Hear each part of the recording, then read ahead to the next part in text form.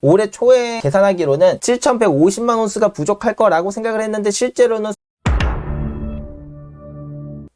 세계는 곧 은이 고갈될 것입니다 라는 이 내용인데요. 요 뉴스 그냥 이제 가볍게 읽어보면서 시작을 해보도록 하겠습니다. 금속을 모니터링하는 미국 기반 조직인 실버 인스티튜트는 가장 최근 보고서에서 올해 세계가 심각한 은 공급 부족에 직면해 있다고 밝혔습니다. 그래서 그 실버 인스티튜트는 가장 공신력 있는 귀금속 조사 기관 중 하나인데요. 제가 이제 은의 그런 조사 보고서 월드 실버 서베이 그거를 이제 발간하는 그 조사 기관입니다. 지금 세계가 심각한 은 공급 부족에 직면해 있다고 밝혔다고 하네요. 이 기관의 공식 보고서에 따르면 산업 소비자, 보석 및 가정용품 생산자 그리고 일반 투자자들의 은에 대한 세계적인 수요는 작년에 비해 기록적으로 16% 증가하여 올해 말까지 12억 1천만 온스로 새로운 최고치를 기록할 것으로 예상된다. 이게 사실 그 올해 초에 올해 연말에 어느 정도 수요가 있을 것인가에 대해서 예측한 게 있었는데요. 그때보다 훨씬 더 많이 늘었네요. 그 올해 초에 예상한 걸로만 해도 작년에 비해서 한 6% 정도 증가를 해가지고 그래서 역사상 최고치를 기록한다고 추정을 했는데 오히려 그것보다 훨씬 더 많이 증가했다라는 거. 그 결과 단연간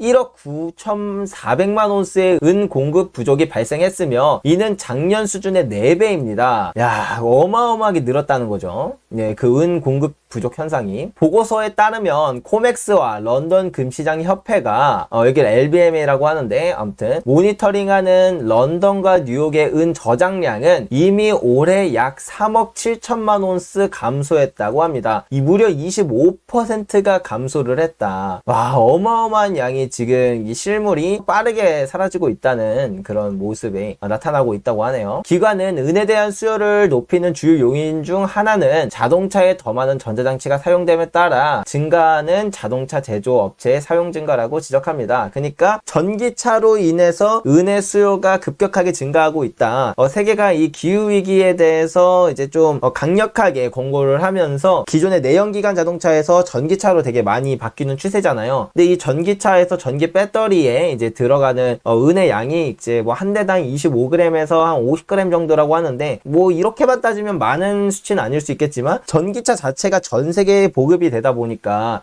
그래서 실제로 은에 대한 산업 수요가 정말 미친 듯이 증가하고 있긴 하거든요. 그리고 지금의 전기차 보급률이 사실 그렇게 높진 않은데 지금도 이 정도의 파급력을 낸다면 앞으로 이 전기차로의 전환 속에서 은의 사용량은 이전이랑은 비교가 안 될 정도로 더 많이 늘어날 가능성도 있다라고 보여지는 부분인 것 같고요. 수요는 또한 5G 기술의 광범위한 배포와 재생에너지에 대한 전 세계적인 추진으로 인해 영향을 받고 있습니다. 그 전에 5G에 관련해서 은의 수요량이 되게 많이 증가할 것이라는 보고서는 제가 한 1년 전쯤인가 그거에 대한 영상을 만들어 드린 게 있는데 그런 것도 있고 그 다음에 재생에너지 그 중에서도 가장 핵심인 게 여기서도 나오지만 태양 전지판 그 태양광 발전에서 은이 정말 많이 쓰인다고 해요. 그래서 실제로 실버 인스티튜트에서 조사했던 작년 보고서에도 마찬가지로 태양광 쪽의 수요가 가장 많이 늘어나가지고 그래서 산업적 수요가 역사상 최고치를 찍었고 그래서 전체 은 수요량 자체도 역사상 최고치를 찍었다라고 작년에도 발표가 되었는데 올해는 그것보다 더 많이 늘어나고 있음을 계속 시사하고 있는 것 같습니다. 마지막으로 소비자들이 2020년과 2021년에 감소한 재고를 보충하기 위해 저렴한 가격을 이용했기 때문에 올해 인도의 은 수요는 거의 2배가 되었습니다. 그러니까 지금 은 가격이 많이 저렴하기 때문에 이제 인도에서는 이런 은 수요가 정말 폭발적으로 증가하고 있다라는 이런 내용이고요.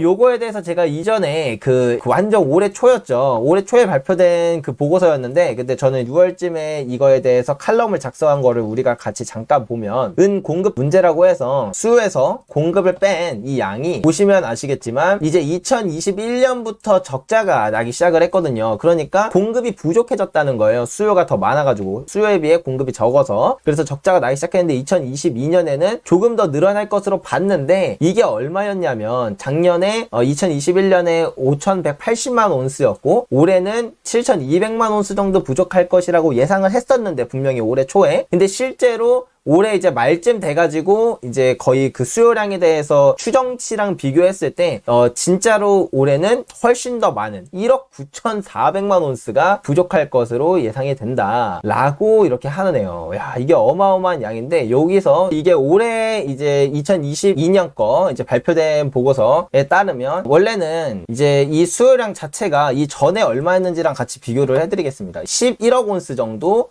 은혜의 수요가 있을 것이다 라고 추정을 했는데, 실제로는 얼마였냐면 올해 12억 1000만 온스로 한 거의 1억 온스 가까이가 더 늘었다 라고 볼 수가 있고, 그래서 이 수요에서 공급을 빼면 1억 9,400만 온스의 공급이 부족하다 라는 결과가 나왔죠. 근데 올해 초에 계산하기로는 7,150만 온스가 부족할 거라고 생각을 했는데, 실제로는 수요가 훨씬 더 많이 폭증을 해서 공급은 거의 차이가 없죠. 이 수요가 정말 미친 듯이 폭증하는 바람에 지금 이렇게 공급 부족 현상이 훨씬 더 과속화됐다. 우리가 예상한 것보다 거의 2배보다 더 되나요? 네, 2배보다 훨씬 더 되죠. 2배보다 훨씬 더 되는 양이 이렇게 부족 현상이 나오게 됐다라는 부분을 알 수가 있는 것 같습니다. 그래서 은혜 그 수요가 되게 많이 늘어나고 있는데, 그거에 비해 지금 공급이 정말 터무니없이 부족한 상황이고, 코맥스 창구나 아니면 런던 금시장의 그 은 재고량도 정말 미친 듯이 많이 줄어서 거의 25%가 감소하는 이런 현상이라는 것을 우리가 알 수 있는 그런 기사였던 것 같습니다. 그래서 실제로 지금 금과 은의 비율을 이렇게 보면, 이것을 이제 금은비라고 부르잖아요. 금은비를 이렇게 보면 우리가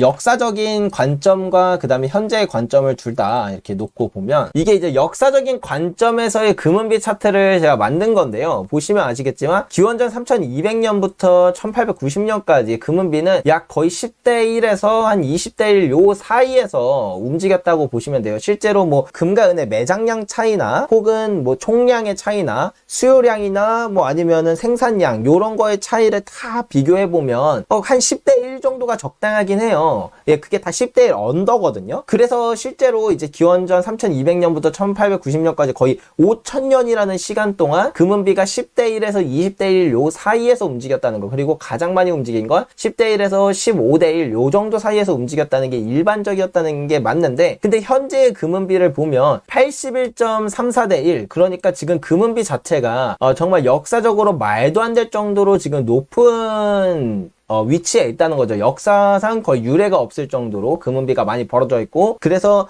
상대적으로 그 은이 진짜 금보다 많이 저평가되어 있는 모습이라는 부분도 이런 부분에서는 또 이해가 되는 부분이기도 한데, 근데 이제 어쩌면 정말 이러한 지금 은의 공급 부족 현상이 이렇게 더 지속됨에 따라 이 금은비가 줄어들면서 은의 그 저평가가 해소되는 그런 일도 충분히 일어날 수 있지 않을까라는 생각도 들면서 요 뉴스를 그냥 같이 공유드려 봤고요. 그리고 실제로 지금 은이라는 게 뭐 은이 진짜 고갈될 수 있냐라고 봤을 때, 이 고갈된다라는 건 매장량이 고갈되는 건 가능하다. 하지만 은이라는 것 자체가 뭐 석유처럼 쓰면 없어지는 휘발성 재료도 아니고 사실 재활용이 가능한 그런 자산이잖아요. 그렇기 때문에 저도 이게 고갈된다라고 말하진 않아요. 그러니까 이 매장량이 고갈되는 건 얼마든지 있을 수 있는 일이고, 그리고 지금의 생산량 추이로 봤을 때 20년 정도밖에 안 남았다는 것도 이제 통계학적으로 보면은 충분히 일리가 있는 말이지만, 근데 우리는 이런 관점에서도 지금 볼 필요가 있다는 건데, 요거를 하나 보여드리면 여러분들도 아시고 계실지 모르겠어요. 여기서 이제 이 보고서에서 말하는 내용 중에 지난 10년 동안 20억 온스 이상의 은이 시장에서 사라졌으며 2020년까지 연간 1억 온스 이상의 은 부족에 직면할 수 있습니다. 은에 대한 수요 급증과 연간 공급 증가가 아무 소용이 없을 뿐만 아니라 사용 가능한 많은 은이 공공 메리지에 묻히고 있습니다. 배터리, CD, 회로기판 및 기타 전자제품의 주요 구성 요소인 사람들은 문자 그대로 은을 쓰레기통에 버리고 있습니다. 그러니까 이 말이 뭐냐면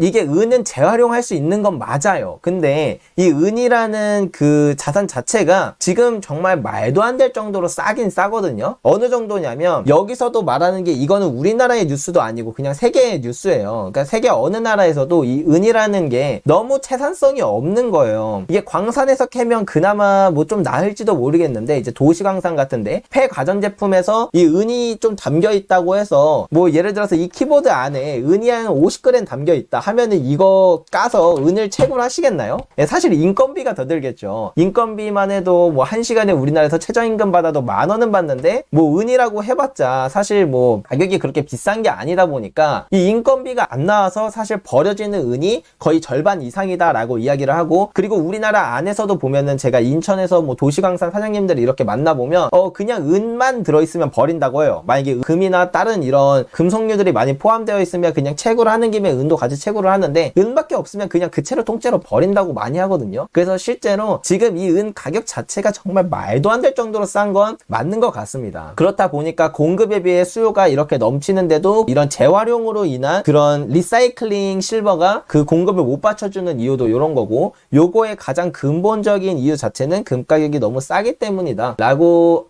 보는 부분도 충분히 일리가 있는 부분인 것 같습니다.